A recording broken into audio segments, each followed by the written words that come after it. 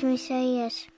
Tere tulemast kuulama alushariduse taskuhäälingut Kes mis aias. Mina olen Silja Järve. Ja mina olen Kätlin Hallik. Silja, kes ja mis meil täna aias on? Stuudios on meiega täna Tiina Saar-Veelma, kirjanik, poetess, psühholoog ja tööõnne uurija. Lasteaias on mäng väga olulisel kohal, kuid seni on selline mänguteema olnud me saadetes laste fookusega. Aga tänane teemade ring keerleb hoopis selle ümber, kuidas luua täiskasvanutele lasteaias või siis haridusasutuses tervikuna mängustatud ja õnnelik töökeskkond. Tere tulemast saatesse! Tere! Tere ka minu poolt ja selleks, et viia meid tänasesse teemade ringi, küsiksin alustuseks, Tiina, sinult nii. Et milline on sinu kokkupuude alusharidusega ja kui tihti sa satud lasteaednikega oma erialaliselt kokku? Ma alustan sealt viimasest otsast, et ma tõesti siis pean praegusel ajal enda hästi suureks missiooniks Eestis panna õlga alla haridusele, meditsiinile ja kultuurile. Ja kui me juba räägime haridusest, siis koolituste käigus ma päris sageli olen olnud selline kutsutud konverentsiesineja ja siis ka koolitan lasteaedu ja meeskondi. Nii et see on mulle kuidagi tuttav ja armas teema, ma usun. Ja alati, kui ma lasteaednikke või lasteaia, ütleme siis eestvedajatega trehvan, siis mul läheb eriti hing soojaks, sest siis mul tuleb meelde, et ka minu enda karjääris on selline peatükk, kus ma, olles mitte sisse saanud sinna ülikooli, kuhu ma soovisin, läksin siis nii-öelda kodulinna tagasi Rakverre. Ja tol ajal oli siis niimoodi, et ikka pidi ju tööle minema. Ja mul oli kuidagi laual siis 2 pakkumist, millest üks oli Eesti kooli vene keele õpetajaks, kusjuures ma ei mäleta, et ma vene keeles liiga hea oleks olnud, aga kuidagi selline võimalus oli. Ja teine oli siis minna lasteaia kasvatajaks ja ma valisin selle teise. Ja see sisustas siis päris kenasti selle minu aasta, ma võtsin seda väga-väga tõsiselt. Loomulikult juhataja ja vanem kasvatajate valvsa pilgu all ma seda toimetust seal tegin. Aga ma arvan, et võib-olla sellist mängu ma tõin juba oma töösse toona sisse, et näiteks kui õppisime koera, siis ma tõin tingimata kodust oma koera kaasa. Kui õppisime kassi, tõin oma kassi ja kui me karu hakkasime õppima, siis juhataja tuli igaks üle ukse vaatama, et ega see hull karuga lasteaeda ei tule. Vist läks mul hästi, sest et nad isegi tahtsid mulle suunamist kirjutada, et äkki ma läheksin ja õpiksin seda. Aga elu läks teisiti. Oled nimetanud end tööõnne uurijaks. Et küsiks nii, et kõigepealt, et kes see tööõnne uurija on ja mis siis see tööõnn on? See tööõnne teema tuli minu ellu tegelikult juhuslikult, et ma ütleks küll, et jah, ma olen seda nüüd üle 23 aasta uurinud, aga ega ma alguses ei osanud nimetada, et see on siis just see. Lihtsalt sattusin siis ühel hetkel õppima psühholoogiat ja avastasin, et mind väga-väga huvitavad inimesed ja ka see, et kuidas see inimene siin elus leiab siis selle nii-öelda enda kujulise toimetamise, mis talle sobib.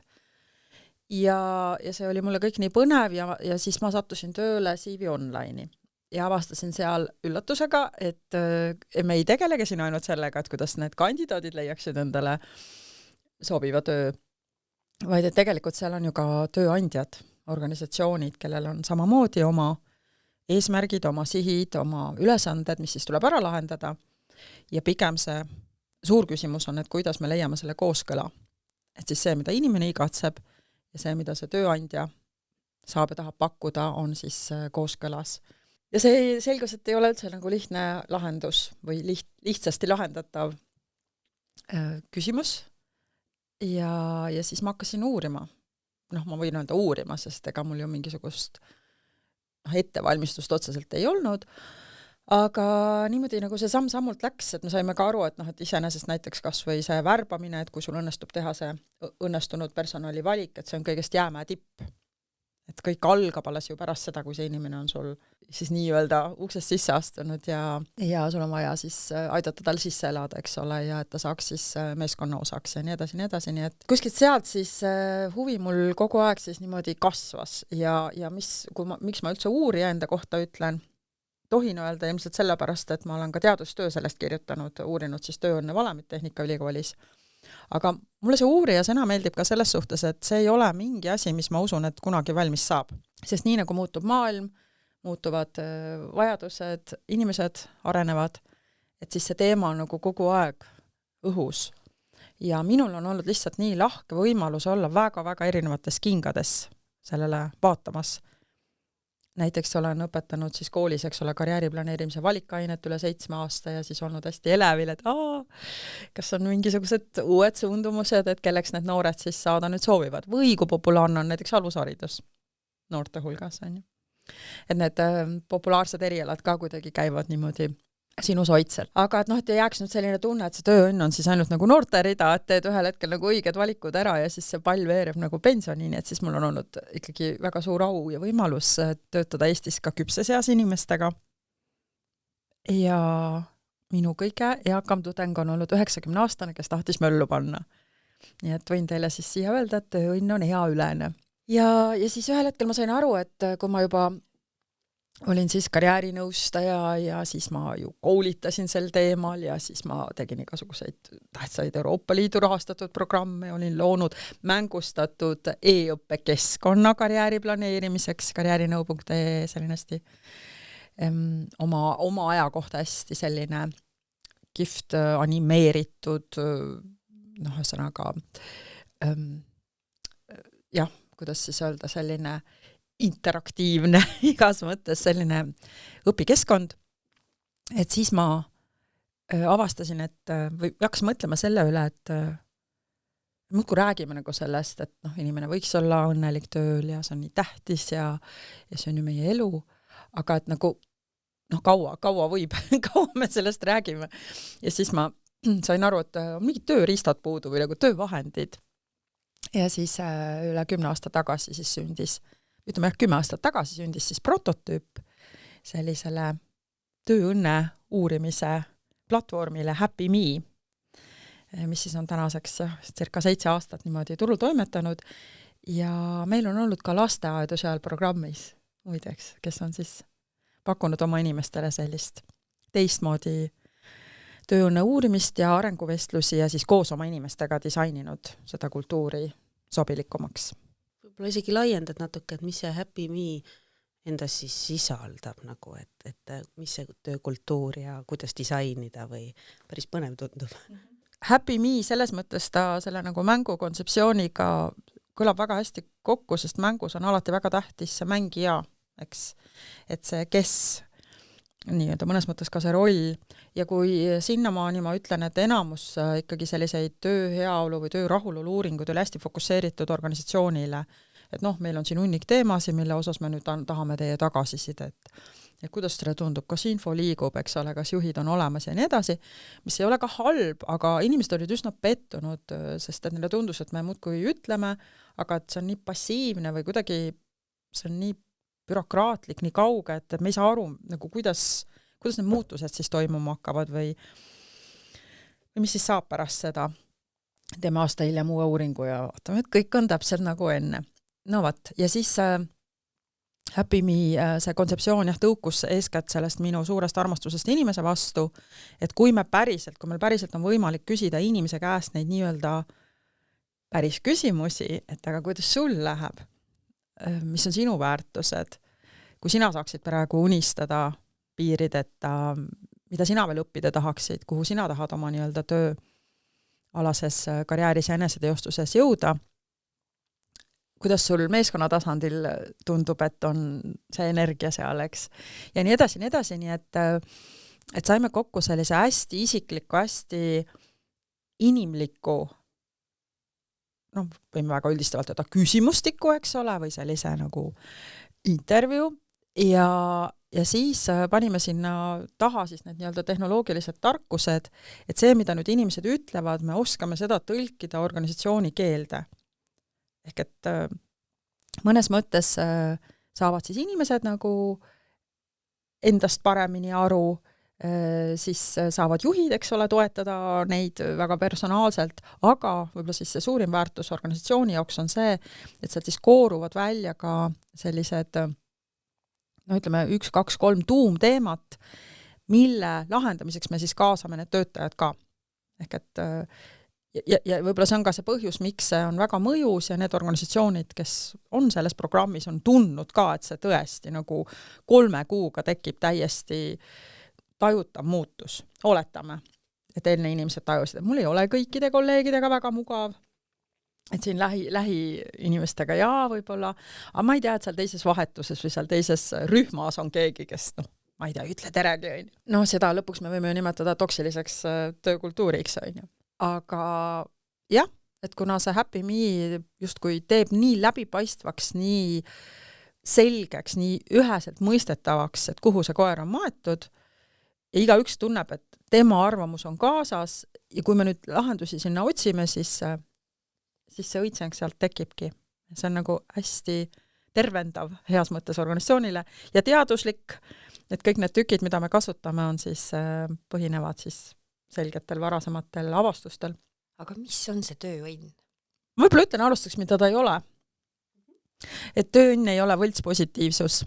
Et see ei ole see, et mul umbes kolleegid tulevad vastu ja siis ma tõmban oma suu kõrvuni ja hästi, kõik hästi, jah, et kindlasti ta ei ole. See ei ole selline turasel jänese energia, et me siin oleme nüüd kõik üliägedaid, teeme ägedaid asju. Et vahel nagu tekib selline väärarvamus ja siis tekib ka kohe sinna selline vastupanu, et kas inimene peab kogu aeg õnnelik olema, on ju. Ja vastus on muidugi ei pea, eks. Ja võib-olla siis esimene vastus ongi, et tööõnn on selline päris ja selline ehe olemine, kus sa tunned, et sa saad olla mõnes mõttes nagu enda kujuline või sina ise.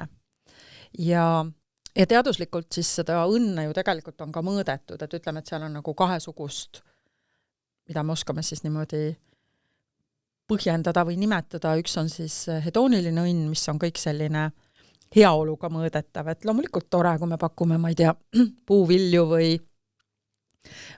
hoolitseme, et meil ongi, eks ole, need nagu ühised sündmused, mis meid näiteks liidavad või veel, eks ole, mingisuguseid nii-öelda boonuseid.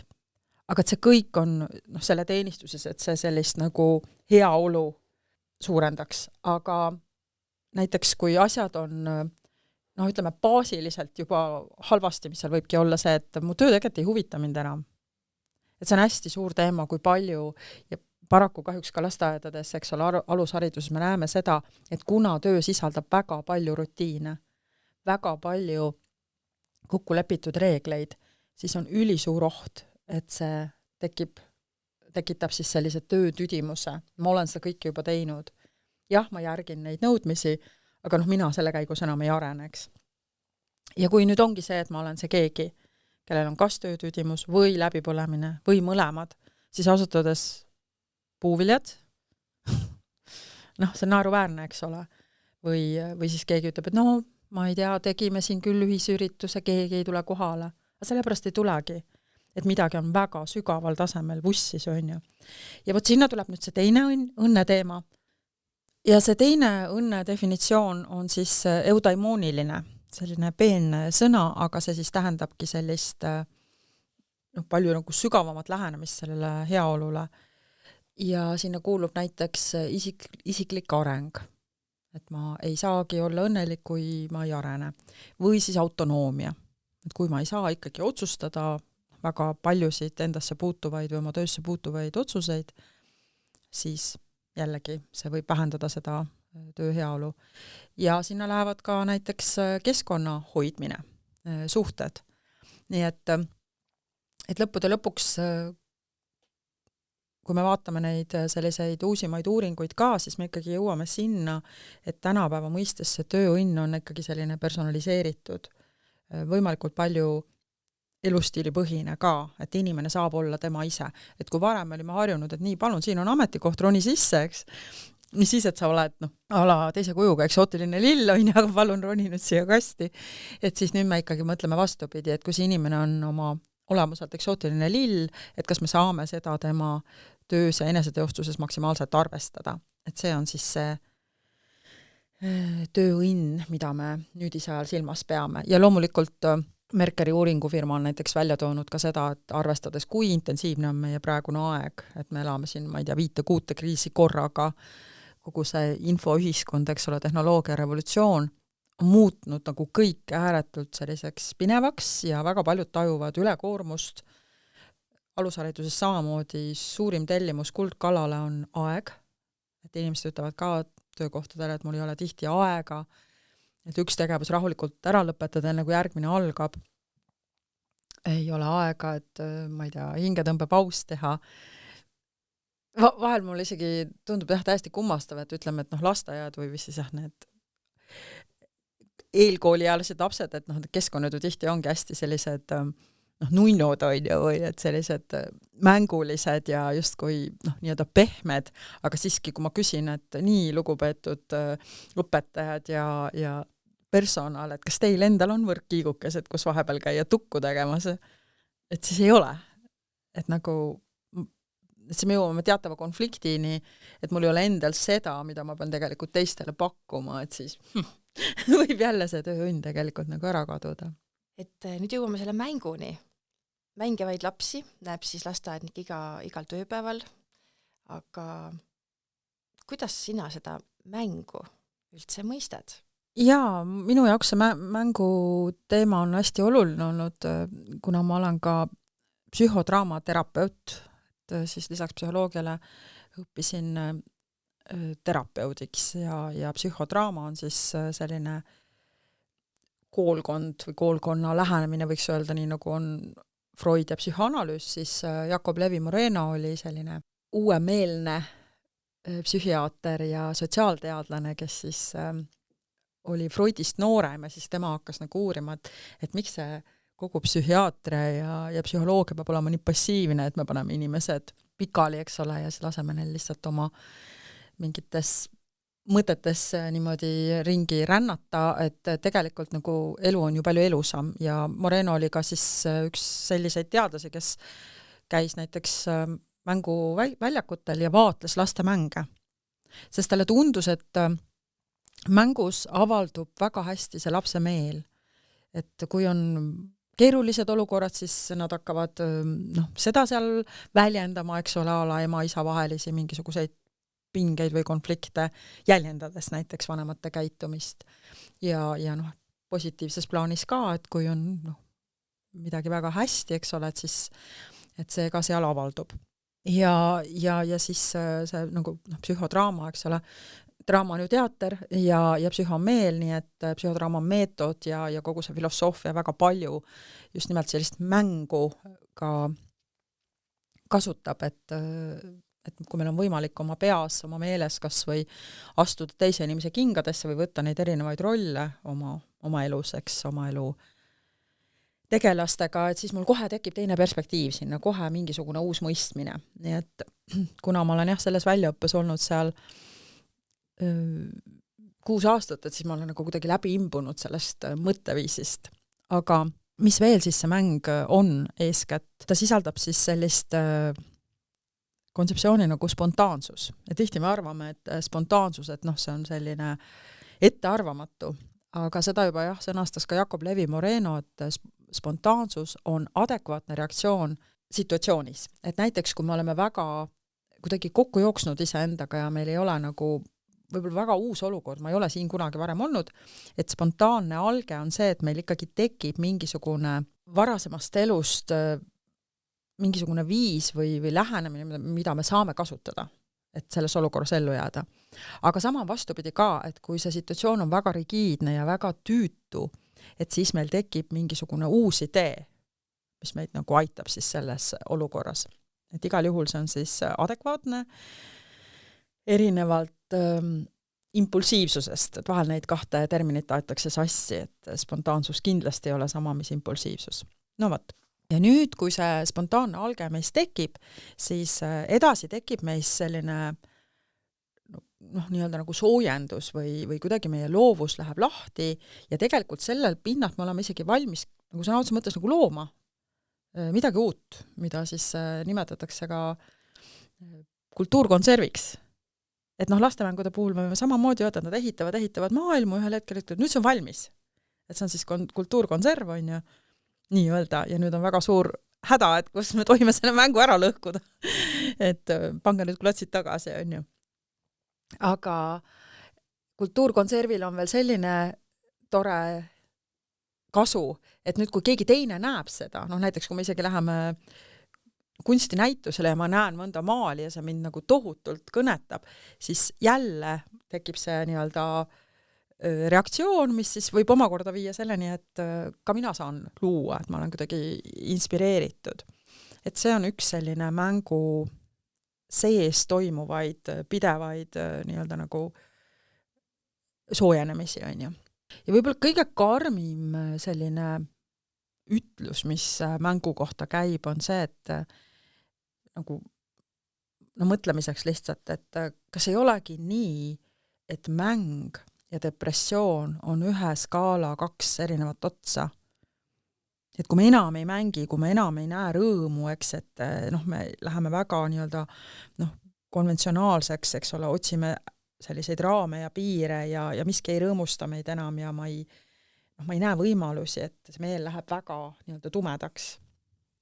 Kas nii-öelda seal teises otsas on siis ikkagi juba selline pead haiguslik seisundeks, väga piiripealne. Aga mulle väga endale meeldib jah, see just siis pidev uuenemine. Ja mida see teeb ka meiega, kui me mängime, on see, et see nagu teatud mõttes nagu treenib meie seda spontaansust, et me oleme palju, kuidas öelda, nagu vastupidavamad uutes olukordades. Et loomulikult väga suur osa meie närvisüsteemist tahab, et elu oleks nii-öelda nagu kontrollitav, aga ei ole.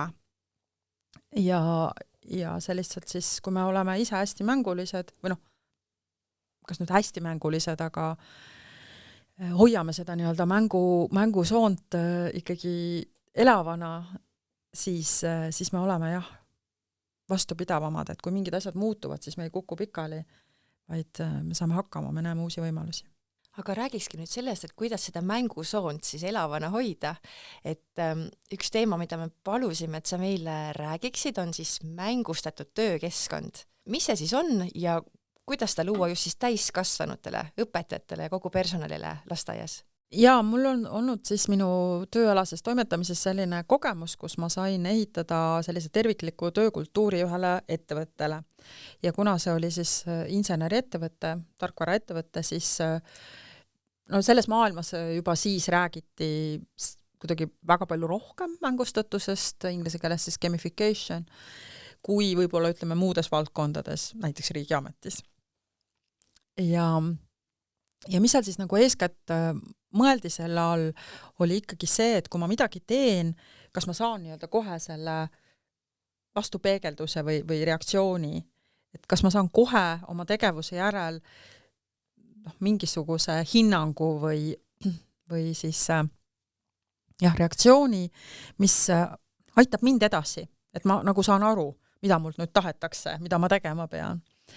Ja ütleme töökeskkonnas, mis asjadesse nagu ülepeakaela võiks väljenduda, et algab see siis võib-olla kõik ka sellest, et me kasutame mingisuguseid mängureegleid või mudeleid ja ProExpertis mina kasutasin sellist nagu tervikliku arenguringi filosoofia, mille autor on Ann Heili. Ja tema näiteks ütles, et põhimõtteliselt me võime arengut võrrelda või samastada näiteks aastaaegadega. Et kevad on alati uus algus, eks siis inimesed näiteks ka töökohale tulevad, siis nad tahavad rahulikult sisse elada. Tahavad siis aru saada, et kust tuleb päike, kust tuleb vihm, on ju. Aga et siis sealt edasi suvi on juba näiteks selline fertiilne aeg või selline sigin-sagin suhtlemine, meeskonnaks kasvamine, sügis omakorda siis juba selline tõsine saagikorjamine ja kus me oleme võimelised siis iseseisvalt fookust hoidma ja väärtust looma. Ja talv siis nagu looduseski võtab siis justkui kokku selle, et see on mingi rahunemine, tagasivaatamine, kokkuvõtete tegemine, võib-olla tähistamine, jõulud, nii. Ja mida siis Ann Heili avastas, et kui meil nüüd üks sektor jääb katmata, et siis tekib mingis mõttes selline trauma, et me nagu ei liigugi järgmisesse. Ja mina olin sellest väga inspireeritud ja mõtlesin, et et kas siis saaks näiteks kogu töökultuuri ehitada sellele mudelile. Ja see on ka mäng teatud mõttes, et meil ongi siis nagu sellised väikesed tegevused igal pool, et kui meil tuleb uus inimene, mis siis saab, on, et kas meil on nüüd õhupall seal laua kõrval või meil on tere tulemast, eks ole, kirjakene või IT-ettevõtetes tihti on ka telekad, on ju, igal pool, et siis kas me kuvame telekasse, on ju, igatahes. Ja meil olid siis ka seal oma sellised kokkulepped, mida me selle uue inimesega teeme, ja ka üks näiteks, mis on juba väga mängulaadne, on see, et meil oli siis nii-öelda lauamängulaadne sisselahmisprogramm, kus see inimene pidi läbi käima teatud kohad, kohtuma siis teatud nii-öelda tegelastega, et aru saada, kuidas see organisatsioon käib. Et tal oligi nagu eesmärk, et koguda infot. Ja siis, kui see kõik oli tehtud, siis oli nagu see reis ümber maailma nii-öelda kodus tagasi ja nüüd siis võtame selle siis kokku, et mida sa teada said ja kuidas sul siin läheb, on ju. Et näiteks selline suvi, kuna see suve eesmärk on, eks ole, see on ehtne see, kes aias, on ju, et suve eesmärk on ju, suhelda ja sõna otseses mõttes nagu olla koos teiste inimestega ja et kus see info meil liigub. Ja igasugused suvepäevad, talvepäevad, eks kõik need ka. Aga et võib-olla ma räägiks ühest asjast, mille üle ma võib-olla kõige uhkem olen. Ja see on siis see, et enamus organisatsioonides ma siiamaani näen, on puudu sellisest väikesest märkamisest. Et ma nagu ei oska tähistada väikeseid võite, et eesmärgid on väga suured ja siis meie tegime tõesti sellise mängustatud süsteemi, et kui keegi teeb midagi väga head ja kasulikku ja seda näeb ainult kas või üks inimene. Et ei ole see juht seal olemas ega võib-olla keegi teinegi ei näe seda, aga keegi nagu paneb tähele, et võt näeb midagi sellist eeskujulikku või olulist siin toimus ja siis tema saab kohe minna sinna meie infosüsteemi ja valida sealt siis selle töötaja nime, kirjutada sinna sellise nii-öelda tänukaardi ja siis valida nii-öelda rippmenüüst ka siis meelehea. Ja nüüd see ei olnud ainult siis selline virtuaalne, vaid loomulikult siis tegelikult juba mis kell see tehti, aga et hiljemalt siis järgmiseks tööpäevaks oli see päris tänukaart ja kingitus ka siis selle inimese laual, on ju. Ja siis nii-öelda see tänusein jäi siis kõikidele näha, on ju. Ja mis sealt veel omakorda tekkis, et kui me siis näiteks aasta lõpus oli selline suurem tunnustussündmus, siis näiteks need, keda oli, eks ole, väga lahkelt siis aasta sees, kes olid saanud selle süsteemi nimi oli Give Kudos to your friend, ja siis me nimetasime kudosed, et kes siis oli aasta sees saanud rohkelt neid kudoseid, et siis jällegi, ta oli, eks ole, kogunud omale mingeid tugrikuid nii-öelda, et siis see kuidagi vääris jälle, eks ole, eraldi sellist lugupidamist ja tänu ja tähelepanu. Et aga jah, et näide ongi sellest, et inimene teeb midagi ja nagu mängus ja hops ja näed ja üllatus ja mind märgatakse ja tulebki tänu.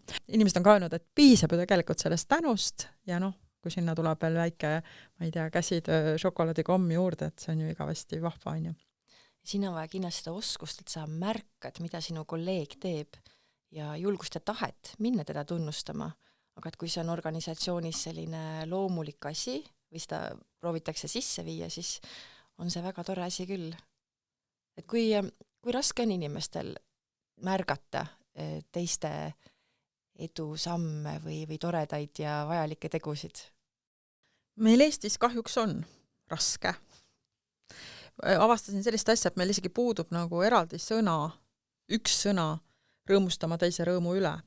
Et heebrea keeles on see sõna olemas, see on firgun. Ja kui meil puudub sõna, siis võib-olla meil puudub nagu kogu mõtteruum selle ümber. Et ja muidugi tõsi on ju ka see, et loomultasalt on meil olemas selline kadedus ja kadedus ei ole ju sedapidi üldse halb, et arvestades, et me tuleme ikkagi evolutsiooni käigus ka väga ohtlikust, eks ole, keskkonnast ja põhieesmärk on olnud, eks ole, ellu jääda, et siis loomulikult ma märkan, et kui teisel on asjad paremini, et kas see tähendab, et minu võimalused on vähemad, kas minu elu on ohus, et see on see, kuidas meie närvisüsteem tihti tõlgib neid asju. Ja see on siis see nii-öelda täiskasvanu meel, mida me peame kasutama, et aru saama, et kui läheb minu kaasteelistel hästi, siis kokkuvõttes läheb meil kõigil hästi, et selline jagatud rõõm, olla rõõmus teise rõõmu pärast, et see on nagu see, mida me peame õppima võib-olla, tahtsime öelda tegelikult. tegelikult on siin veel üks huvitav nüanss, et kui keegi ka sind tunnustab või tänab sind, et siis eestlastele, mulle tundub, on selline hästi kombeks öelda, et mis nüüd mina, see polnud midagi, et ka seda harjutada, et kui sulle öeldakse, et kuule, see oli hästi, see oli äge, siis sa ütled aitäh. Jaa, see on väga hea tähelepanek selles suhtes, et see on meil ka ikkagi selline kultuuri eripära ja ma usun, et suur osa sellest on ka see posttraumaatiline stressihäire ikka veel, et me ei julge nagu olla esil. Mul siin lõppes just üks 2-päevane kursus naistele, või kursus oli pikem, aga mina olin 2 päeva nende ees ja põhimure oli ikkagi enesekindlus. Nad ütlevad, ma ei ole endas kindel, ma ei julge neid muutusi oma elus teha. Et see, mis on väga ebarahuldav ja hakkab mu tervise närvide õnne pihta, aga see hirm, et ma ei ole piisav, et see on kahjuks Eestis hästi levinud.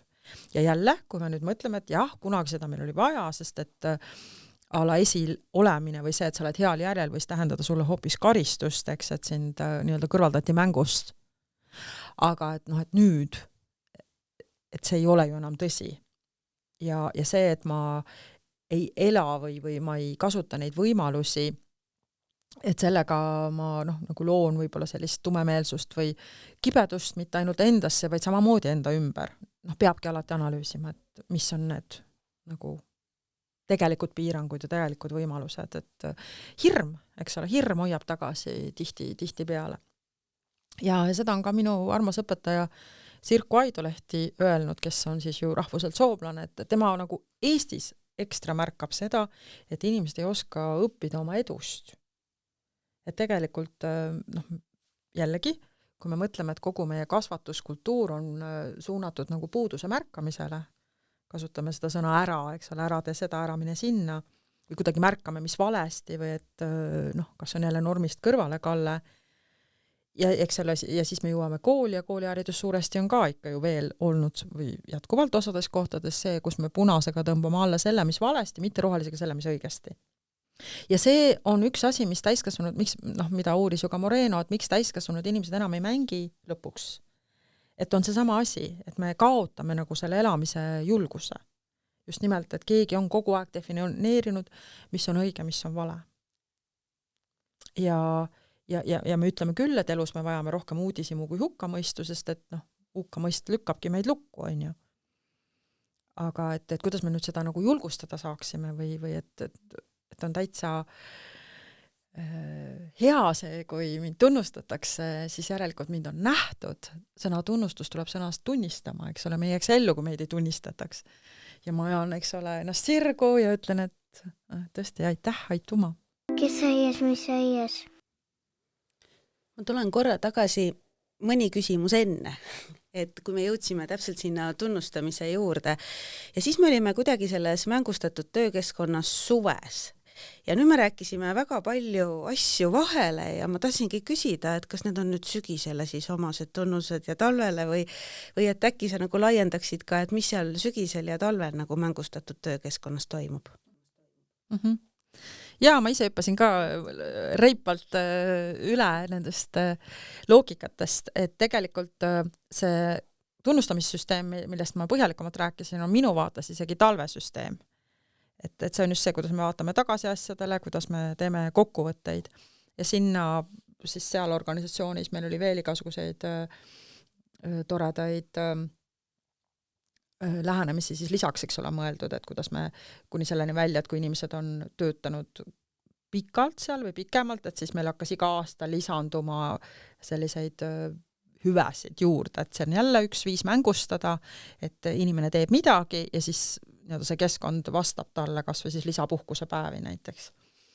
Aga kui me mõtleme, et mis nüüd seal sügises saaks sellist teha, et aidata inimestel siis olla paremini fokusseeritud ja ütleme keskendunud oma tööle ja teha seda tööd hästi, et sisuliselt sinna võiks nüüd kuuluda üks väga hästi disainitud karjäärisüsteem. Et kuidas inimene saab aru, et ma olen nii-öelda nagu ala edasi liikunud oma töös või kuidas ma saan tagasisidet oma kolleegidelt. Ja võib-olla sinna natuke läheb see, mida me ka seal Happy Me's teeme, et meil ei ole siis ainult selline põhjalik enesereflektsioon, mida inimene enda kohta teeb ja siis nii-öelda need organisatsiooni tulemused, vaid selle käigus nad saavad siis ka kolleegidele anda peegeldusi.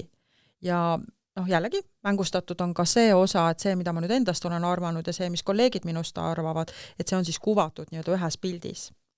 Ja võib-olla siia siis ma ütlen seda ka kohe juurde, et kõik asjad, mida meie ProExpertis tegime, kõik need meetodid ja rituaalid, mille me sinna töökultuuri disainisime, need olid meil ka väga hästi visuaalselt toetatud.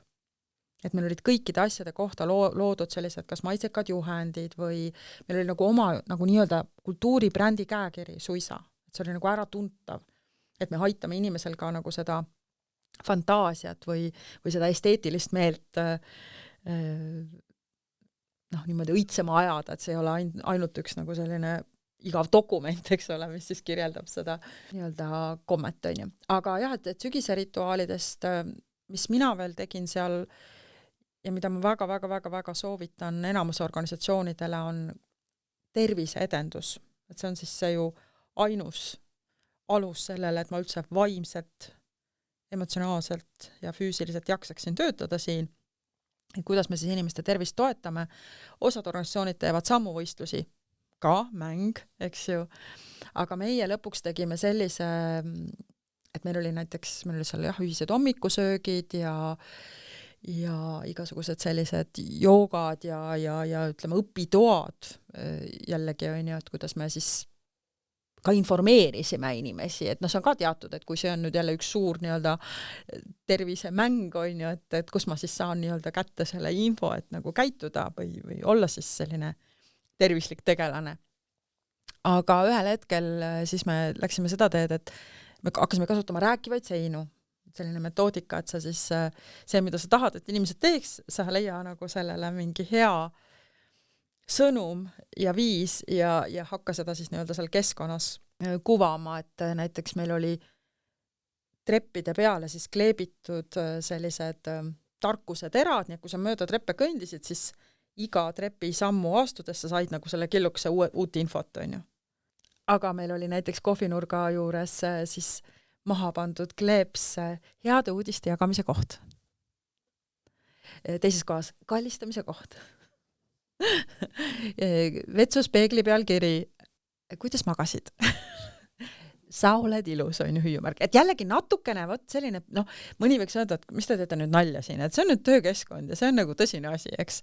Aga natukene jälle selline, piiripealne, et see ikkagi tekitab sus mingisuguse reaktsiooni, on ju. Et mängu mõte on ju ka see, et see äratab su tundeid niimoodi üles. Ja tegelikult, kui ma mõtlen kogu seda ProExperti töökeskkonda, siis ka see oli meil füüsiliselt disainitud siis sellise täiesti teistsuguse loogikaga, et loodus, taimi, magamis, väiksed toakesed, kabinetid, kõik oli ka keskkonnas selline, et sul on nagu hea olla seal see taanlaste hüüge, eks ole.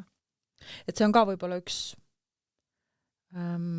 nagu märk ju või mida mängu-uurijad on tähele pannud, et selleks, et mängida, peab olema teatud turvalisus. Et kui on ebaturvaline, kui on väga kõle keskkond, et siis sinna see mäng nii kergesti tulla ei taha. Või mis on teie kogemus? Mul tuleb töölt kohe meelde lõputute võimalustega foyer ja millele vist pani kriipsu peale see jälle tuletõrje ja ohutusnõuded, eks ju. Et see on ka nagu see koht, kus võib-olla lasteasutuses, et mingisugused need ühisruumid on nendeks siis need avatud aatriumid või on need siis mingid vahekoridorid, kuhu tegelikult võiks just neid mõnusaid kohti nagu luua, siis tuleb sinna ikkagi bürokraatia vahele ja kõik igasugused nõuded, mis on ka tegelikult ju vajalikud, sellepärast et need tagavad täpselt samamoodi selle turvalisuse. Nõus. Aga et siis me võib-olla peame tulema lihtsalt selle juurde, et mis nüüd siis kõige olulisem on või kes, et tegelikult me jõuame selleni, et see töötaja, et kuidas me temal saame hoida seda piisavat spontaansust ja arengut ülal on ju. Et ProExpertis ka meie inseneride töö oli hästi-hästi vastutusrikas ja võib-olla kohati, ma ei tahaks öelda, et mitte loov, vastupidi, väga loov, aga teisel viisil, et nad ikkagi peavad looma koodi, mis siis asjad toimima paneb. Ja üks, mida mina ka seal tegin, oli see, et meil oli päris selline kena koolituseelarve inimestele. Väga suure osa sellisest justkui inspireerimisest kasutasime ka siis läbi näiteks kaunite kunstite. Kuni selleni välja, et me läksimegi kuhugi keskusesse tegema näiteks litograafiat või siis meil käisid kunstnikud seal koha peal, et ma proovisin nagu ka hoida sellist hästi erinevate valdkondade teadmisi või sellist nagu kogemusi siis meie keskkonna nii-öelda samal orbiidil. Et see hoiaks neid siis kuidagi erksana, et ei ole see ainult oma töö, mis siis oht võib olla see, et mul tekib see töö tüdimus. Aga kui personal läheb seal litograafiat tegema või ma ei tea, metsa istutama, mida iganes, et kas see käib kõik tööaja sees või tööõnne tagamiseks oleks vaja kõik see meeskonna ühildamine kuidagi tööaja sisse ära mahutada või õnnelik inimene teeb ka vabal ajal, vabatahtlikult? No ilus ikka on, et see mahub selles mõttes tööaja sisse ära, sest et nüüd me peame tulema võib-olla sinna, et mis selle kõige asja eesmärk on ja siht on ju see, et inimene saaks seal töökohal olla see parim versioon endast, eks ole, et tema potentsiaal avalduks ja kui see töö on väga pinev või ajaliselt, eks ole, võtab suure tüki meie elust, kui ka kutsehaigustest näiteks rääkida, et siis on mingisugused teemad, mis meil on veel Eestis täiesti käsitlemata ja kindlasti alushariduses on ka üks selline pidev katkestamiste foon, et jälle see lapsuke võib tulla ja öelda, eks ole, tahta midagi.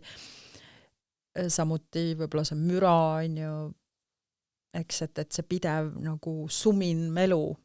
Mul on käinud ka eranõustamisest lasteaia töötajaid, kes ütlevad, et see on see osa, millest nad läbi põlesid. Et neil oleks väga meeldinud lastega edasi töötada, aga et lihtsalt see keskkond muutus neile talumatuks nii-öelda. Aga on sul mingeid mänge või nippe lasteaednikele, et kuidas seda katkestamist kuidagi vältida või et see ei muutuks ohtlikuks sinu tööõnnele? Jah, et öeldakse, et ülekoormuse vastu on ainult üks ravim ja see koormus tuleb maha saada, et kui see on näiteks see, et see keskkond on väga selline tihe, eks ole, suhtlusest ja ma ei ole ju kursis ka, et kas praegusel ajal on nii, et mis kunagi oli see vaikne tund, et ka nüüd see on, eks ole, muutunud vist paindlikuks, et kui ei kohustata enam lapsukesi magama, et siis justkui me olemegi kogu aeg terve selle tööpäeva nii-öelda sellises katkestamiste meelevallas, et see võib olla väga kurnav närvisüsteemile. Järelikult meil on vaja pause. Meil on vaja sinna päeva sisse või selle oma vahetuse sisse ehitada need pausid. Esimene ongi see, et kas meil on selleks koht, kas me saame ehitada selle nii-öelda ruumi, eks, kus on piisavalt vaikust, või ma lähen või ma panen oma vaikuse klapid, eks, ja ütleme, mängustatud osa saab olla see, et me mõtleme välja viise, kuidas see on austatud või kuidagi selline hea tava.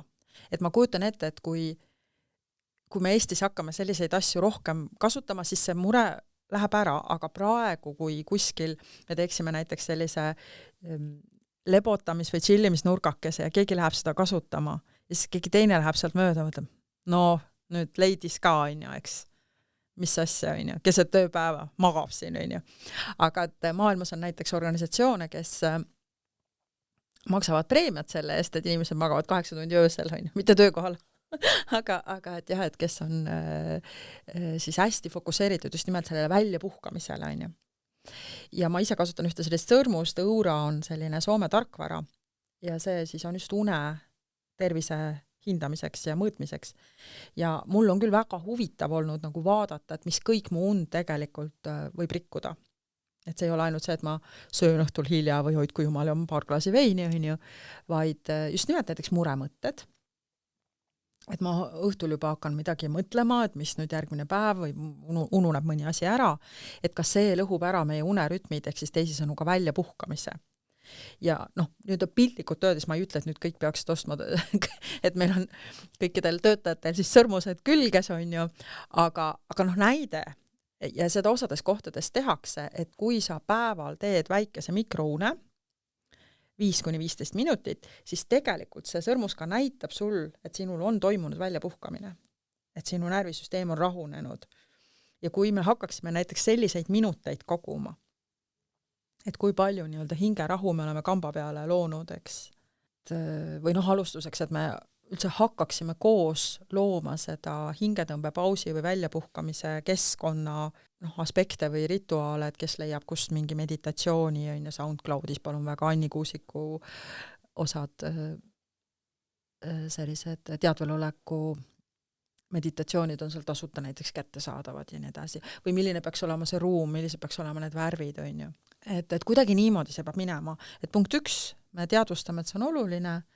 Punkt 2, me hakkame koos looma seda keskkonda ja siis me jälgime ka ise ennast, et see on ka see mängija nii-öelda roll seal, et kuidas ma siis seda kasutan ja kuidas mul läheb sellega ja kas ma saan juba järgmisele tasandile ja kindlasti see, et ega nüüd siis et põhitöö ei kannata, on ju, et kui nüüd lapsevanemad seda kuulavad, et oi, et lasteaedadesse kavandatakse õpetajate mingid magamisrituaale ja mänge, et siis läheb nagu teistpidi kuidagi ärevaks ilmselt. Et jah, et see kõrvalpilk võib olla selline, et mis ta magab siin või mis ta istub siin, aga tegelikult kui oluline ongi see, et mul on üldse nagu õigust pausi töökultuuris, eks ju, võtta.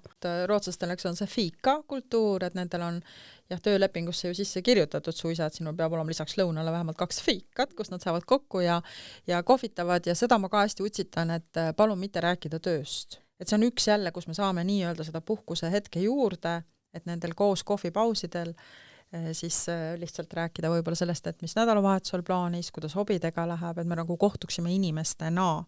Üks selline väikene mäng või rituaal, mis ei maksa mitte midagi, aga annab väga palju juurde, et kui saadki oma kolleegidega kokku, näiteks on ametlik selline, mis iganes nädala koosolek, siis enne ei alusta sellistel tööteemadel rääkimist, kui igaüks on korra öelnud, et üks asi, millest ta soovib, et teda õnnitletakse näiteks läinud nädala puhul, on ju. Või üks hea uudis tänasest hommikust, on ju. Et see on jälle see, mis aitab nagu meie meelel, meie närvisüsteemil minna nüüd nii-öelda sinna, nimetame seda prääniksagedus ajus, on ju, et kus on selline kergust ja puhkust ja helgust nagu rohkem, on ju. Ja tegelikult see sama kokkuvõtete meetod sobib ju talve ka, et ma teen nagu mingid kokkuvõtteid, ma kuidagi nagu analüüsin või õpin siis nii-öelda oma kogemusest, on ju. Et jah, kõik sedasugused asjad sobivad ka talve, et kus me vaatame tagasi, analüüsime, tähistame. Sinna sobib tegelikult ka see meie mõistes see happy me, et kus ma siis, et kõik ei pea alati olema selline ainult puhkust soodustav ja selline fun ja rõõm, et see võib olla ka selline nagu just see sügav analüüs, et kus mul tegelikult läheb, et kus mul päriselt läheb mängult ja päriselt. Aga on sul mõnda head mängu? Kuidas vaadata enda sisse ja mõelda, kuidas mul päriselt läheb või kuidas meie organisatsioonil läheb? Oma eraklientidele ma annan tihti koduseid ülesandeid teha ja siis ütlengi, et lepime kokku, et see teekond nüüd alates tänasest kuni selle hetkeni, kui see uus hingamine või nii-öelda prints valgel hobusel on õues ka eneseteostuse mõttes, et on hea ennast vaadata kõrvalt. Et see on üks selline mäng siis, kus me astume enda suhtes sellise toetava sõbra positsioonile ja me paneme tähele, mis meiega toimub ja näiteks ma saadan alati siis ka sellised küsimused, et mida inimene siis võiks nagu iga päevaselt endale esitada. Ja üks ongi siis näiteks ka see, et kui ma saaks seda päeva elada teisiti uuesti, et mida ma teeksin siis teisiti nii-öelda. Et see on üks võib-olla selline hea vaatlus, et kas ma siis ikka nii-öelda nagu elan seda elu, mis mulle meeldib. Ja niimoodi üksikisiku tasandil või indiviidi tasandil kindlasti hästi tore filosoofia on ikigai. Ikigai on siis Jaapani selline kontseptsioon, et põhjus, miks hommikul ärgata. Ja saab teha neid põhjalikke ikigai analüüse, kus mõelda, et kas need asjad, mida ma naudin ja need asjad, mida ma oskan ja millega ma maailma paremaks muudan ja millega ma siis ka väärtust loon või raha nii-öelda siis loon endale et kas need kõik on tasakaalus, et mis siis on see minu nii-öelda missioon. No mina ärkan iga hommik üles, ma mõtlen, ma tahan Eesti muuta õnneliku töötamise maaks. Kuna me veedame tööl nii palju aega ja Eesti ei ole seal õnne edetabelites riikide hulgas väga eesrinnas, et siis see on ilmselt üks põhjuseid, et õnnetunde või heaolutunde määrab ära kõige enam see keskkond, kus me viibime oma ärkveloleku ajal. Ja kuna me viibime väga palju seal nii-öelda tööl või siis lapsed lasteaias või koolis, eks, et siis seda keskkonda me kindlasti peaksime eriti teravalt nagu vaatama. Ja seoses selle Ikigaiga on siis veel niimoodi, et kui ma saan selle oma missiooni paika, et siis ma ei saa seda oma missiooni tegelikult ellu viia, kui ma nii füüsiliselt, emotsionaalselt, vaimselt, intellektuaalselt kui ka mingis mõttes spirituaalselt ei ole tasakaalus. Ehk siis esimene asi, mida me jällegi saame teha, on teha audit, et kuidas mu eraelus läheb. Kas mul on piisavalt põnevaid hobisid, kuidas on mu suhted, et näiteks sealt tuleb jälle mingis mõttes selline sõna otse mõttes visuaalne tervikpilt, et millega ma siis hoian ennast nagu heas toonuses. Jaapanlastel on veel üks tore sõna on utsuva. Ja vot see võiks olla üks tore mäng, mida ma soovitaks töökohtadele ka. Et utsuva on siis nende mõistes selline nagu anum, et põhimõtteliselt lihtsam versioon on see, kui sa paned käed niimoodi kaardunud olekusse ja siis nad ütlevad, et see on ka lahkuse sümbol või selline avatud südame sümbol. Et kui sa nüüd kõnniksid pika maa maha ja oled väga kurnatud, et siis suure tõenäosusega paned käed niimoodi ja sattudes allika äärde, siis kosutad ennast, eks, ja võib-olla jood seda vett. Et siis samamoodi võib küsida, et millega ma täna siis seda utsuvat täidan. Mida ma teen selleks, et olla heas toonuses, et mul oleks üldse teistele anda. See on põhiasi, et me ei saa teistele anda rohkem, kui meil endal on. Ja kui ma selle üle hakkan mõtlema või teengi sellise, joonistan kausi endale, eks ole, ja panengi sinna sisse siis neid asju. Ja võib-olla ma käin saunas, võib-olla ma vedan sõpradega aega, võib-olla ma käin looduses, võib-olla ma teen head süüa, võib-olla ma tegelen käsitööga, võib-olla ma käin teatris. Aga et kui ma teen need asjad nähtavaks, et see on absoluutselt teine asi. Ja nüüd on ridamisi mul tekkinud selliseid organisatsioone, kes on joonistanud või siis välja nii-öelda trükkinud endale hiiglasliku utsuva seina peale. Ja nad on siis kleebikutega sinna pannud kõik kolleegide asjad, et mida siis keegi teeb enda nagu hoidmiseks. Ja jällegi innustavad üksteist selles ja see võib olla ka üks mäng, et me hakkame siis tutvustama oma hobisid teistele. Asjalike koolituste kõrval on siis nii-öelda kolleegide hobipäevad, keegi viib meid rabamatkale ja keegi õpetab raamatuid köitma ja keegi teeb, ma ei tea, hääleharjutusi. Saate alguse poole juba ka tuli see ajateema, et ei ole aega teha, ei ole aega seda, ei ole aega seda, ei ole aega mõtelda, ei ole aega kokku saada, ei ole aega planeerida. Millist mängu appi võtta, et see koosloomine personalil omavahel, töögruppides, lasteaiaarenduses, et see oleks mänguline ja lustlik? Ja võib-olla siis oleks alustuseks uurida, et seal on mingi takistus, miks see nii ei ole. Et mina ka kasutan koolituste alguses, mul on selline mäng, et lasen inimestel omavahel arutleda. Küsin ka näiteks, et millist mängu või mänguasja meenutab sulle sinu töö. Sealt tuleb väga huvitavaid vastuseid, mõni ütlebki, no see on nagu vurroin, et kogu aeg peab olema hoog üleval või see on nagu reis ümber maailma, juba lähed ja siis satud nii-öelda koju tagasi, eks. Või nagu tsirkus, et juba liigud, tuleb mingi ootamatus. Aga ma alati küsin, et kui sa saaks kuldkalalt tellida mida iganes töökeskkonda juurde, et mida siis telliksid, et see elu siit edasi oleks õnnelikum. Ja sealt tulevad väga-väga nagu tõelised ja päris asjad välja.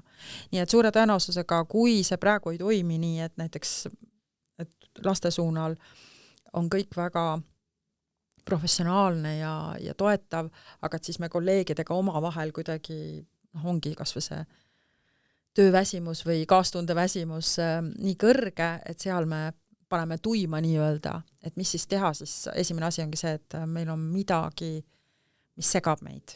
Et meie meel, meie vaim ei ole vaba siin. Ja võib-olla veel, mida tasub nagu hoida meeles, on see, et väga tihti, ütleme, see töö põhivaldkond kipub hakkama mõjutama kultuuri ennast ka. Et näiteks, lasteaedades võib-olla sellist hindavat osa on veel vähem, aga seegi tuleb ju juurde, eks ole, seal on ju õpitegevused samamoodi, just kui kooliks ettevalmistus, aga ütleme koolides juba, kuna ongi, eks ole, see keskkond ise on hindav, siis seal väga tihti need töökultuurid lähevad üliruttu toksiliseks, kuna me hakkame üksteise suhtes ka olema kriitilised paraku. Ja üks jällegi mäng või meetod, mis seda aitaks ära hoida, on see, et vigadest rääkimine on tore asi. Et maailmas on levinud selline komme nagu fuck up Fridays, kus võetakse üks reede, siis kõik räägivad, mis neil vahepeal metsa läks, on ju. Niisuguseid tobedaid lugusid iseendast ja mis ma sellest õppisin, on ju. No seda isegi ei ole vaja. Et see kohe toob sellist nagu haavatavust või et ma tohingi olla tavaline inimene, kõik eksivad, eks. Et näiteks selline. Aga et jah, et kui me alustuseks saaksime need takistused nagu jällegi välja endast, et mis meid siis nagu piirab, siis teine jah, et mis seal lasteaia mõttes võib olla see, mis siis sinna töökultuuri üle on imbunud, on see, et töötajad hakkavad ka käituma nagu lapsed. Et kui mul on igapäeva töös seal rühmades nagu ülimalt palju vastutanud kõige eest, et nii tore oleks siis vahelduseks nagu lihtsalt nagu ka jonnida ja jaurata ja natuke lollitada ja võib-olla käed risti rinnale panna, ei tee ja kõik, on ju, ei taha. Aga et seda ma olen palju näinud koolides ka vahel, kus isegi juhid tunnevad, et kuradi lasteaed käib siin, mis toimub, on ju, et võtke ennast kokku.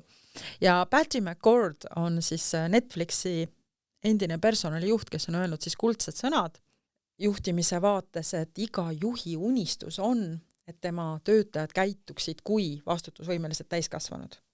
Ja võib-olla sellest võikski alustada siis, et me teeme need asjad nii-öelda selgeks, et kuidas me saame nii-öelda võrdsete kolleegidena siin luua neid lahendusi oma probleemidele.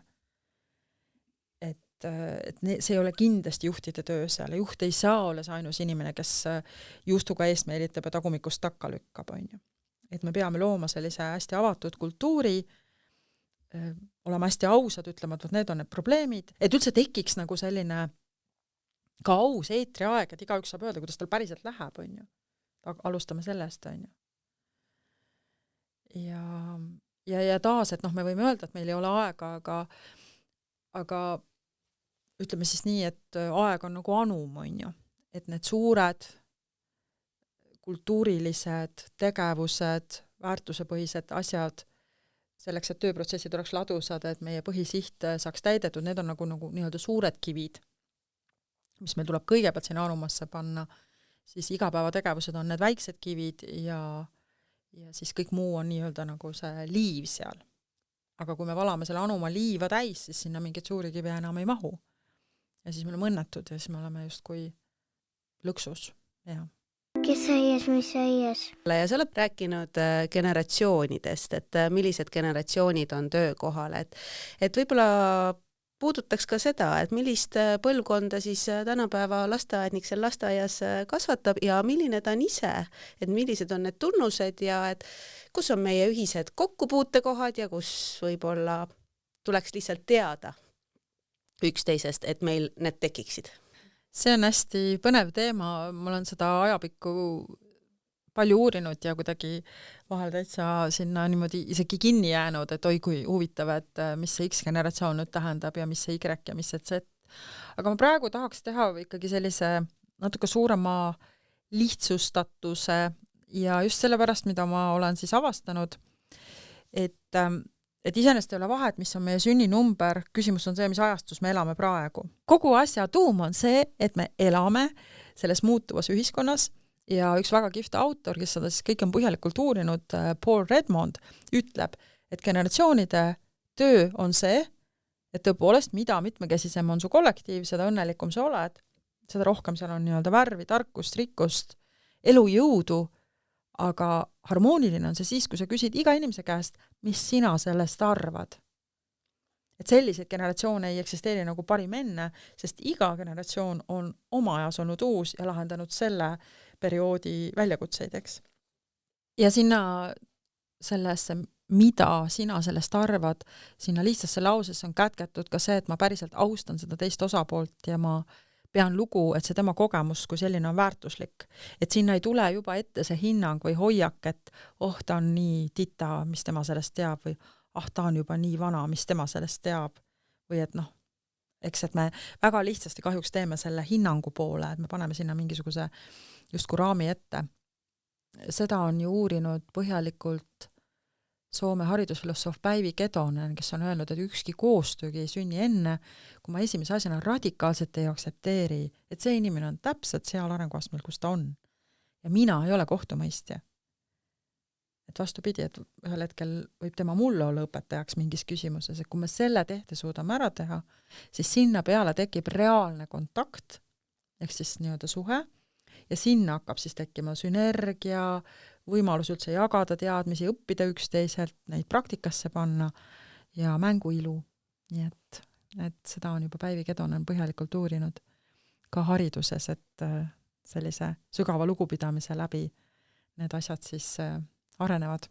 Mulle väga kõnetas see osa, et me väärtustaksime teineteist, et kas töö on ja see, et meil on näiteks organisatsioonis väärtused, et need on ka omavahel seotud. Jaa, absoluutselt, et väärtused tegelikult ju annavad sellise, mingis mõttes ka sellise käitumise koodi või sellise ühtse vundamendi, millest me üldse nagu saame lähtuda. Siin võib-olla mul tuleb meelde üks lugu, kus aitasin ühel vallal luua väärtusi ja teha strateegiat. Ja nemad soovisid saada kõige selliseks edukamaks vallaks Eestis. Väga suur eesmärk. Ja lõpuks me jõudsime 4 väärtuseni, mis neil võiks olla. Ja see oli siis lahe, kokku kirjutatuna. Nad said öelda, et me oleme lahe vald, vallavalitsus. Ehk siis L oli lihtne, A avatud, H hooliv, E ettevõtlik. Selline tore akronüüm, aga nüüd asi läks väga huvitavaks, sest me hakkasime kõiki nende seniseid suhtumisi läbi selle väärtuskoodi üle vaatama. Et kas see on väga hooliv, kui sa saadad automaatkirja kodanikule, vastame teile 30 päeva jooksul? Eks? Või see, et tuleb inimene rattaga ja siis selgub, et aga see ratta hoidla on kuskile lillepottide taha hoopis kinni müüritud, et sinna küll rattaga ligi ei saa. Kõik sellised väikesed asjad kuni selleni, et see administraatori laud on nii kõrge, et kui sa lähed sinna ala majja sisse, et siis ta viskab sulle millegi pärast kurja pilgu, sest ta nagu lihtsalt vaatab, kes tuli. Ja võt siis nüüd me jõuamegi sinna, et me mitte ei pea neid väärtusi selle jaoks looma, et need kuskil kodulehel lihtsalt oleksid, vaid me peame elama neid igapäevaselt. Kuni selleni välja, et me iga koosoleku lõpus küsime, kas see oli nüüd piisavalt lahe. Ja nemad jõudsid lõpuks sinnani, et nad hakkasid andma üksteisele ka selliseid tunnusmärke. Et sellest saigi see mäng põhimõtteliselt, et mitu korda ma saan siis teistelt kolleegidelt selliseid tähti, et mul tekiks kokku, et ma kolleegina ka olen lahe, et millal ma olen kellegi jaoks asjad ära lihtsustanud, millal ma olen olnud toetav, empaatiline, miskit tähele pannud, eks. Et see on üks väga suur ja tõsine töö, mis peab käima väärtuste ümber.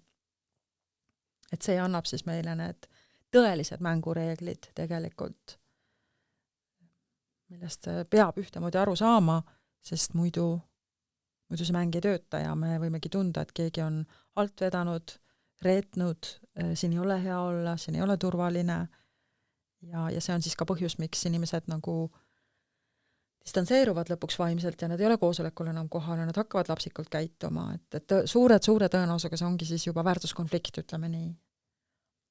Et seda tasub hoida küll silma all.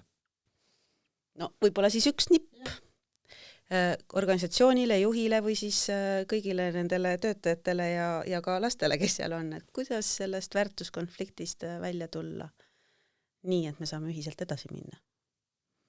See tegelikult, siin ei ole nii lihtsaid lahendusi, et ma saaks nüüd öelda, et ala jooge õunamahle ja sööge üks komm peale, et esiteks peab siia alla tegema sellise diagnostika. Minu meelest mina vahel selliseid organisatsiooni kultuurilisi problemaatikaid olen vaadanud rohkem isegi nagu meditsiini vaates, et meil on vaja väga head analüüsi tegelikult, et me määraksime õige ravi. Ja kus me siis teada saame, et meil on vaja siis nii-öelda ikkagi teha mingisugune alusuuring sinna, et mis käimas on. Sest et kui ma ainult võib-olla reageerin sellele, mis mõned ekstravertsemad või otsekohesemad kolleegid nii-öelda vahel välja prahvatavad, joondun selle järele, jääb mul täiesti teadmata, mis võib-olla keegi, kes on vaiksem, endasse hoidvam, tegelikult arvab. Ja see võib olla ka üks põhjus, et miks see usaldus seal kollektiivis ära kaob või väärtused enam ei toimi, et osad inimesed nagu tunnevad ennast välja jäetuna või kuidagi nurka surutuna või et see ei ole enam nagu päriselt selline mugav koht olla. Näiteks üks huvitav asi, mis Eesti töökultuurides on märgata, on mikroagressioon. Et kui me hakkame liiga palju kasutama musta huumorit ja irooniat ja sarkasmi, et see on siis nagu märk sellest, on ju.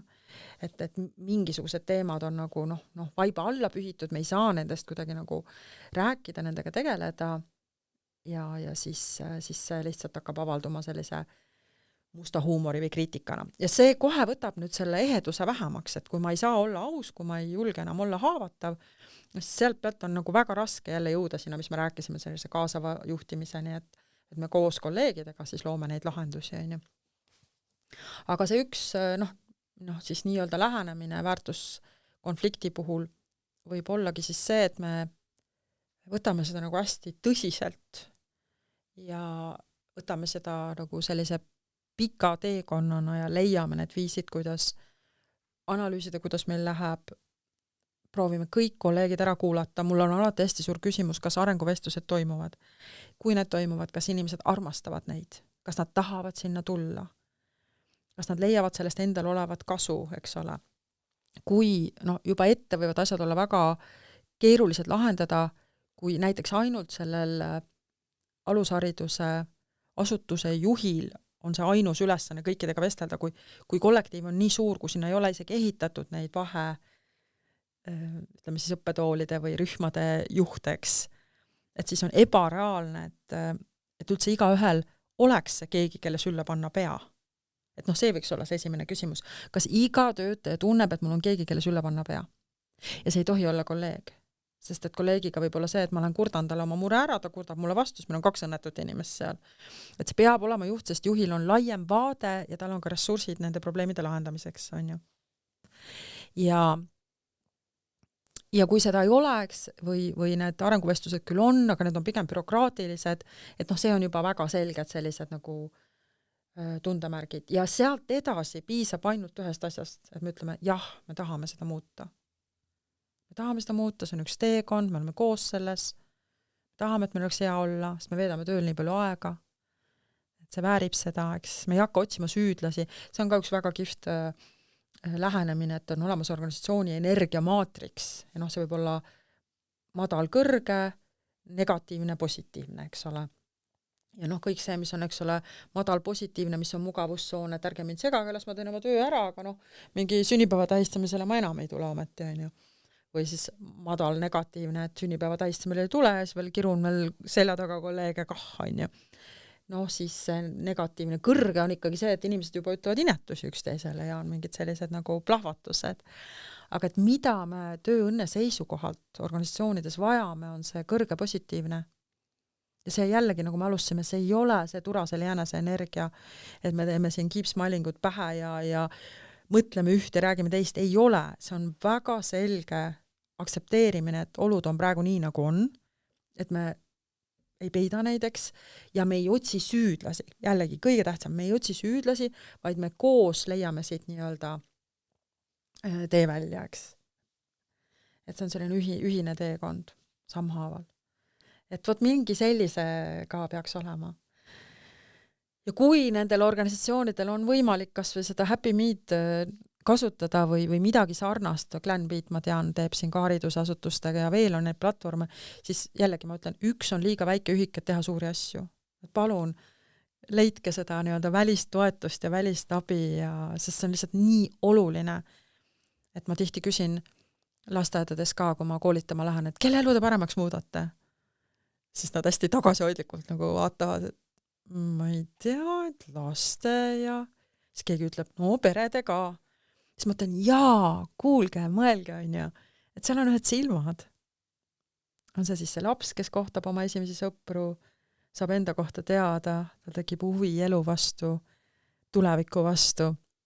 Kui tal on hea olla, siis ta läheb koju, tema vanemad on õnnelikud, armastussuhted vanemate vahel lähevad paremaks, on ju. Et kuulge, sõbrakesed, te olete ilusa elu maaletoojad. Teie olete tuleviku loojad ja maaletoojad. Ja siis ma saan aru vahel, et see on neile nagu uudis, et nii sügava tähendusega nad ei olegi oma tööle mõelnud. Aga see on nagu tähtis. Et siin võiks natuke viibutada siis näppuga meie selle ühiskonna korralduse suunal, et kuidas see eriala ja ametikoht on jäänud sinna mitte nii populaarsete ja mitte nii väärtustatud ametikohtade nii-öelda nimistusseks, et miks me veel ei ole seal, kus on kas või meie lähinaabrid ja riigid, kus kas või kui sa oled pikalt olnud sellel erialal, sa väärid sabatikali, eks sa väärid, ma ei tea, pikemat puhkust oma karjäärist, kus sul on palk säilib, kõik säilib, lähedki reisid, õpid uusi asju, on ju. Et see on väga selge, see töö on intensiivne, see on nii kõrge vastutusega, seal on juba need ohutegurid, et tekib see väsimus, nii emotsionaalne väsimus kui müra, eks ole, katkestamised, kõik muu. Ja ma ei kujuta ette, et täna, arvestades, kui pöörane see maailm on, nagu saaks edukalt ja tervelt töötada õpetaja ja alushariduse õpetaja või pedagoogina, kui sul ei ole supervisiooni. Kui sul ei ole regulaarselt supervisiooni või sa ei saa kas või 6 korda aastas käia psühholoogi juures tööandja nii-öelda riisikol. Sest seda pahna, seda jama niikuinii tekib, eks. Ja kui mul ei ole legaalseid viise, kus sellega töötada, loomulikult see tuleb ventiilina töökeskkonda tagasi. Loomulikult ma lähen hommikul, näen kolleegi, ütlen, et nägid seda nõmedat kirja, mis saadeti juba. Selles mõttes öelda talle, et kuule, vaata, kui värske ja armas sa välja näed, nii hästi sobib sulle see oranž värv. Eks, aitäh, et sa mind aitasid eile. Üks mõiste tuli siit ja võib-olla kõik ei ole kursis sõnaga supervisioon, et hästi lühike kokkuvõte. Ma tean, et seda ei ole võimalik lühikeselt teha, aga võimalikult nii, et kui inimene mõtlebki, et ahah, et kuulasin saadet ja nüüd öeldi, et on vaja minna supervisiooni, et mida ma siis küsima lähen? Jah, tegelikult isegi on lihtne vastus sellele, et kui me vaatame seda sõna ennast, et super on siis midagi suuremat või laiemat, eks ole, ja visioon on vaade, et see on lihtsalt see, kus mul tekib, ma saan tulla professionaalset kõrvalt vaadet andma, tegema oma tööle. Kui mul on mingid küsimusi õhku jäänud, kas või see, et no ma ei tea, et me selle lapsevanemaga rääkisime ja pärast mul oli kuidagi nii imelik tunne kõhus, et kas mina tegin midagi valesti, ütlesin ma midagi liiga palju või see ongi see koht, kus tegelikult tema läks üle piiri. Seesugused olukorrad, kuidas ma nende lastega olen, kui ta on seal endast väljas, kuidas on õige. Kõik seesugused olukorrad ma saan sellest nii-öelda supervisiooni või kovisiooni, kus me siis juba siis kollektiiviga või inimestega, kes teevad sarnast tööd, vaatame nendele olukordadele. Ja eesmärk on leida uusi perspektiive, areneda läbi nende taas ilma süüdlasi otsimata, aga et ma siis nagu nii-öelda seda oma tööriista kasti laiendan, oma vaimset emotsionaalset tervist turgutan. Et see utsuva ikka oleks täidetud. Ja siis, kui meil on endaga hästi, siis me päriselt jaksame teistele ka olla arenguvitamiiniks. Mis on üks asi, mida mina rühmaõpetajana saaksin teha, et minu tööõnn ja mu kolleegide tööõnn säiliks? Esiteks hommikul või mis iganes tööpäeva alguses, mis kellaks vaja minna on, enne seda tuleks juba võtta see aeg endale, kas või natukene.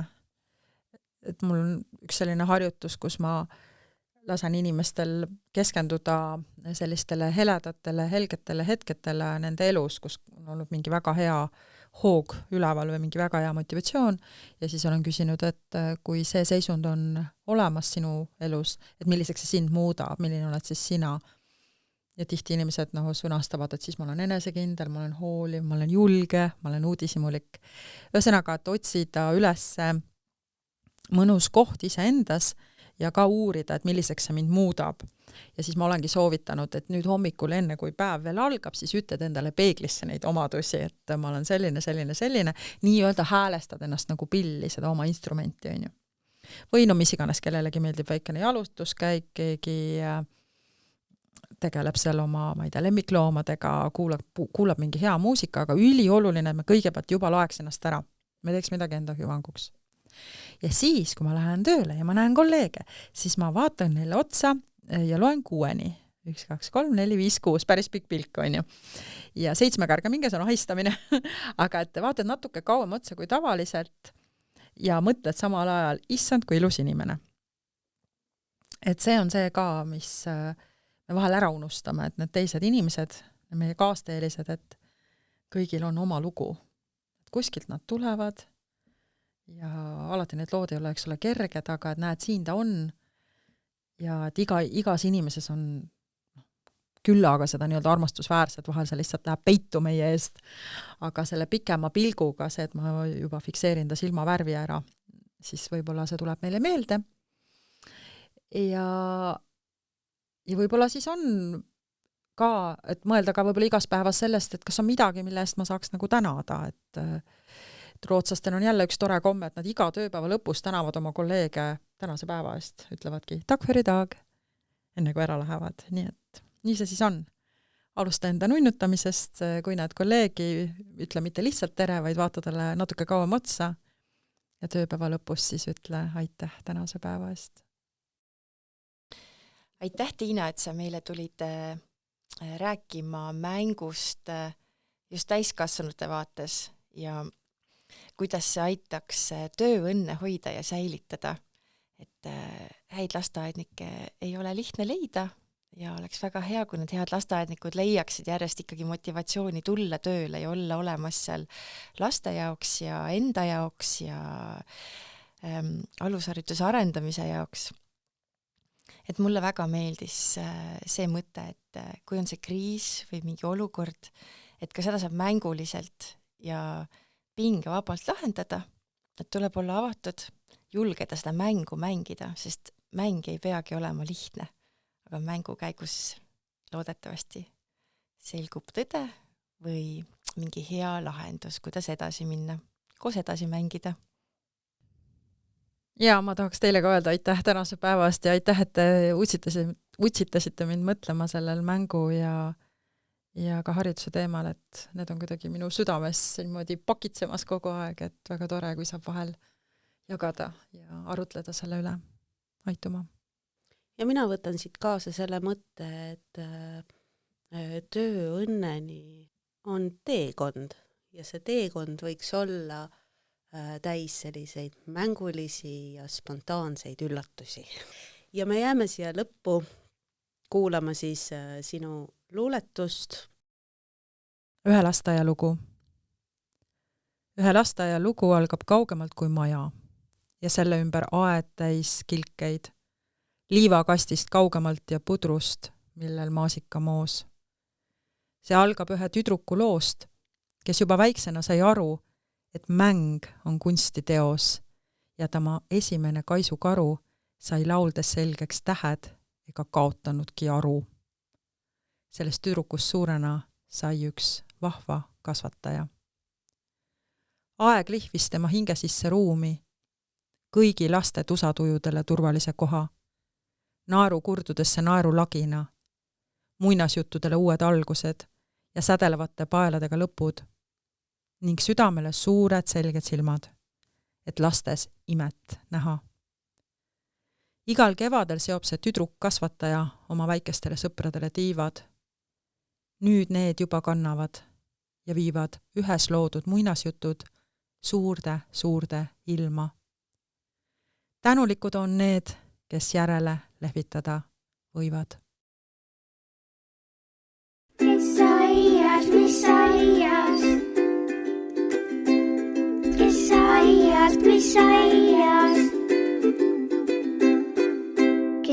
Mis aias? Aitäh kuulamast! Jälgige Facebooki lehte Kes mis aias, kuulata saate meid YouTube'i kanalist, Spotify'st või SoundCloud'ist. Vajutage kindlasti telli või jälgi nuppu, nii jõuab uus saade sinuni kõige kiiremini. Kuulmiseni!